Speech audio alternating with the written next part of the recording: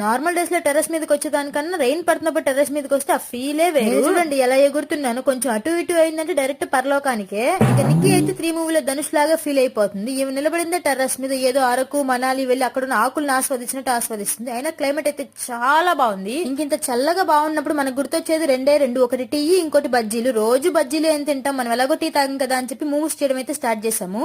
ఏముందిలే ఈజీగా అయిపోద్ది అని చెప్పి అనుకొని స్టార్ట్ చేసాం గానీ ఆ మూవీస్ కి చపాతీలు రుద్ది దాంట్లో స్టఫ్ చేసి అయితే చాలా పెద్ద ప్రాసెస్.